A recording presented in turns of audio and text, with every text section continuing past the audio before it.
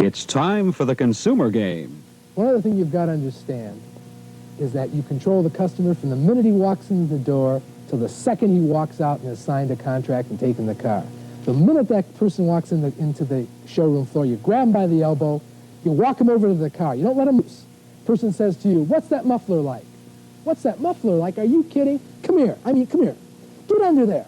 Come on, get under there." You shove him right under the car. Right in. You see that muffler under there? Tap it. Come on, tap that muffler. Solid ceramic. Isn't that beautiful? You love it. Of course you love it. Come on out. Come on. Grab him by the elbow, right? You walk him around the back of the car, and he's stupid enough to say to you, he said, "Is that car well built? Is that car well built? Come here, I want to show you something. Come here.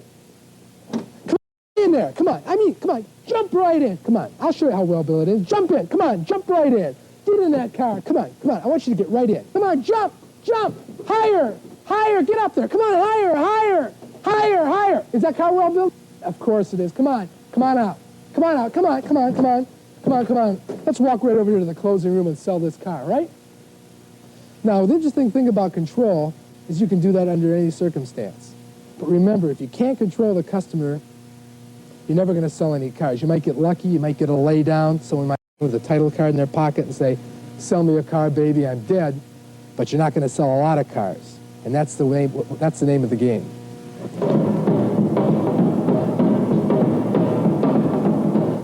Selling Cars for Profit, a guide to salesmanship by Professor Irv Rain. Chapter 1, Introduction to Car Salesmanship. Control is the name of the game. Everybody has expectations when they walk into a showroom, right? Everybody here realizes that. These expectations range from all kinds of things. When you see a customer walk in the door, what do? You look at him, look at the way he's dressed, look at those shoes, right? Wingtips. You don't wear wingtips here, boy. Right, just throw them on. Well, loafers. Look at the customer. College professors, don't touch them. People wearing shorts, don't touch them. Pipes, forget it. What you want is the blue-collar worker, right? You see that guy coming in after the factory, sweat pouring out of his body, etc. That's the guy you want. Now, that's not a myth of the showroom business. That's actuality. Now, this person who walks in, hopefully a blue-collar worker who walks in, what you want to do, of course, is reverse the expectations that they normally might have. And most people walk into a showroom, what do they expect? To be treated nicely.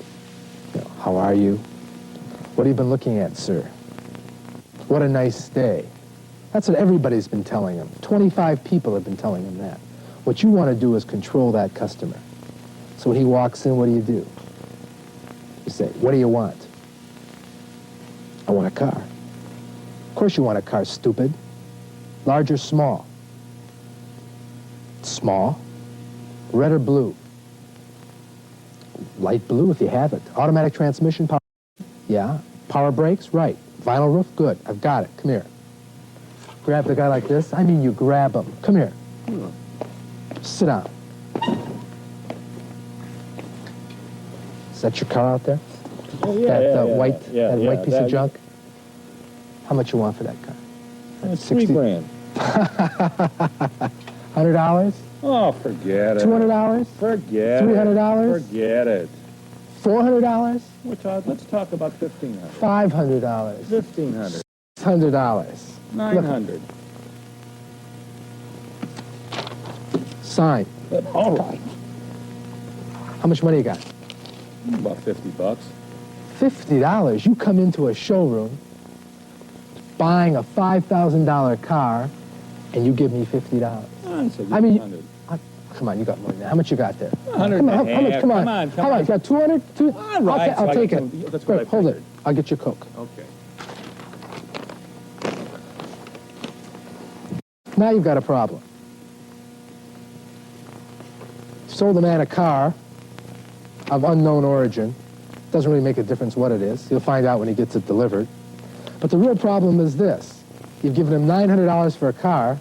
You don't know what it's worth. So you've got to go have a formal appraisal for the car. And then bump him up maybe $400 or $500 to make the deal. But the important thing is, and I want every one of you to remember it, You control that man from the walked into the showroom to the time he signed it. Chapter 2, another lesson in control, the phone game.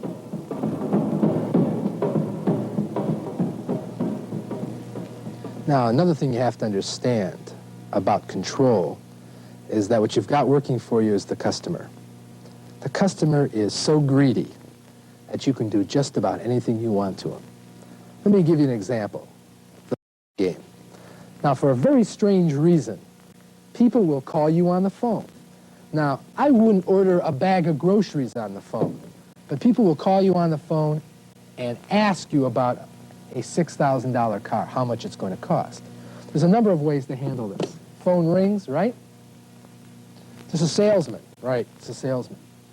How much is a 73 Chevrolet Impala with air conditioning, power brakes, power steering, automatic windows, vinyl roof, white wall tires, anti-dive control?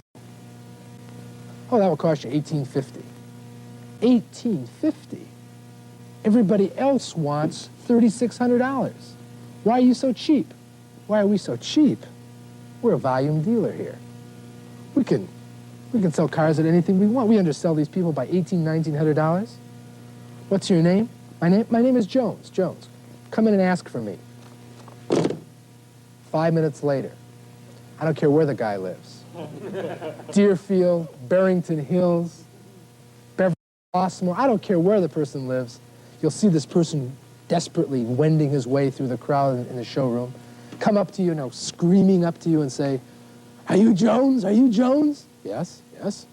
"I just called you about that 73 Chevrolet Impala, but, you know, power steering, power brakes for $1,850.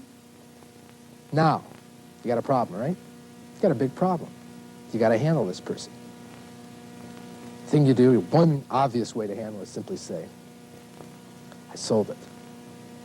Now, of course, you know, you have to practice that in front of a mirror, but you have to go, "I sold it." It's got to be done with a certain kind of downturn and kind of a bittersweet sort of look. Now, after you've told them that, of course, you try to switch them into another car. But that's not always the way you handle a person. There are more sophisticated ways. I mean, that's crude. That's the kind of thing you'd expect from in downtown, you know, in some kind of urban area. Now, the more sophisticated way to handle it is if they bring in their family, you know. Father sits there, Mommy sits there, Laura sits there, Billy sits there, right? Sit down, say, "Wow, fine, we're going to sell you a car today." "Right."